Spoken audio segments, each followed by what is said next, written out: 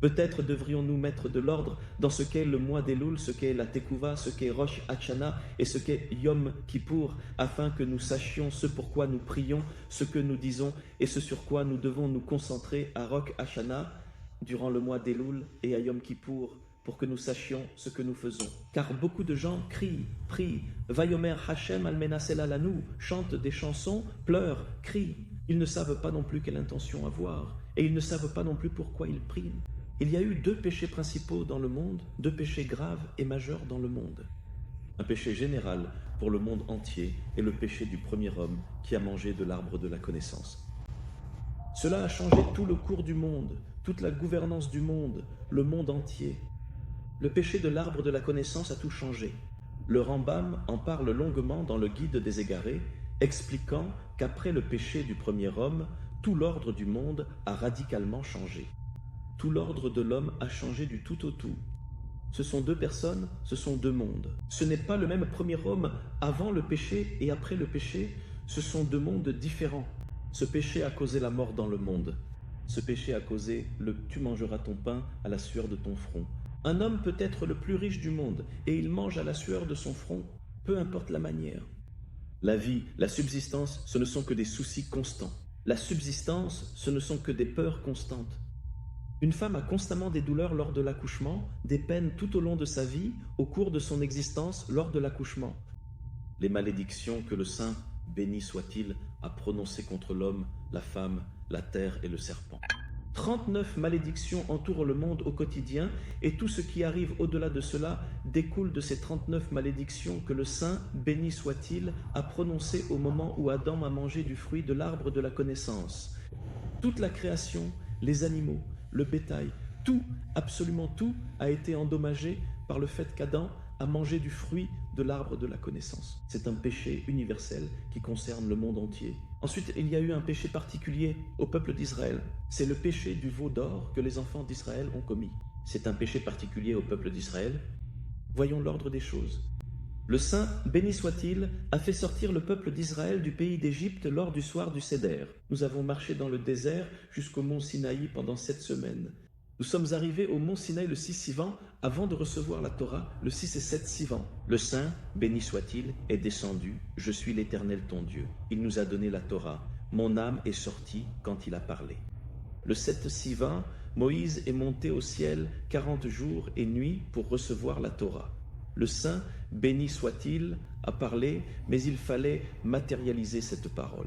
Moïse est donc monté pour nous rapporter les tables de la loi par écrit. Ce n'est pas pareil. Entendre et vivre, ce n'est pas tenir entre ses mains. Entendre est bien, mais il fallait les tables de la loi. Moïse devait monter pour les faire descendre.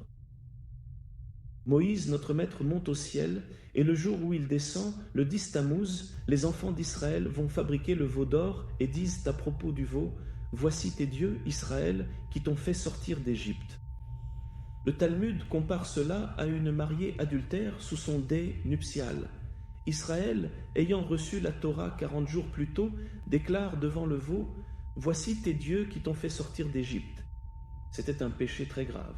Le Saint, béni soit-il, voulait anéantir le peuple d'Israël et provoquer sa destruction. Moïse, notre maître, prie alors le Saint, béni soit-il, pour les sauver. Ensuite, après tout ce qui s'est passé le premier Tishri, Moïse, notre maître, remonte au ciel une fois de plus pour demander pardon pour le péché du veau d'or. Pour demander pardon pour le péché du veau d'or. Alors, Moïse, notre maître, monte le premier Elul pour demander pardon pour le péché du veau d'or. C'est ce que Moïse, notre maître, fait le premier Elul. Le premier Elul, les enfants d'Israël sonnent du chauffard chaque jour pour éveiller le cœur. Le chauffard provoque l'éveil du cœur.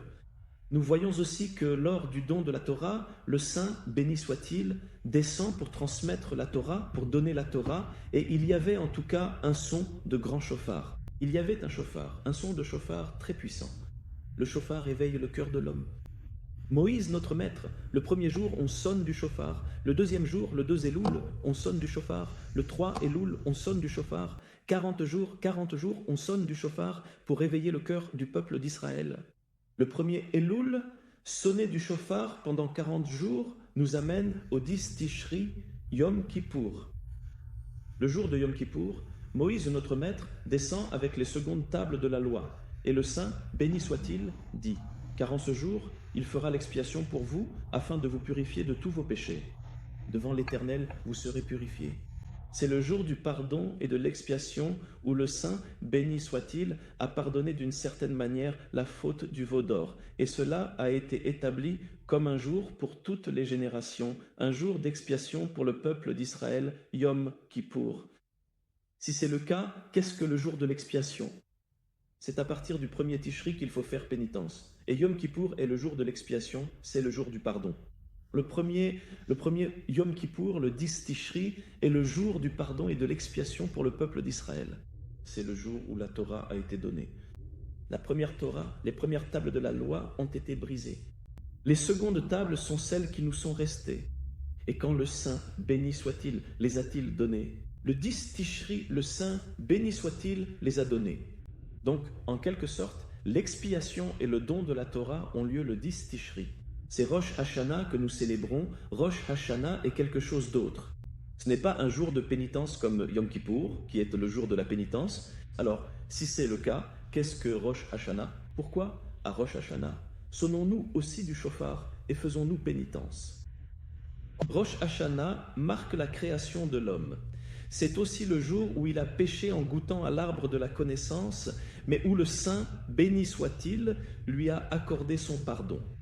Il a eu un jugement, le Saint, béni soit-il, lui a accordé certains avantages et ne l'a pas puni de la manière la plus sévère. Mais il y a eu repentance ce jour-là, marquant à la fois le péché et le repentir. Rosh Hashanah est donc le jour où Dieu créa le monde et le premier homme. C'est le jour où le premier homme a péché et où le Saint, béni soit-il, lui a pardonné. En ce jour de Rosh Hashanah, jour de pardon divin, nous implorons à notre tour la clémence du Saint, béni soit-il. S'il a eu pitié de vos ancêtres, il aura pitié de vous. Nous implorons le Saint, béni soit-il, mais nous éveillons le repentir qui a eu lieu chez le premier homme. Mais ce n'est pas un jour de repentir comme Yom Kippour.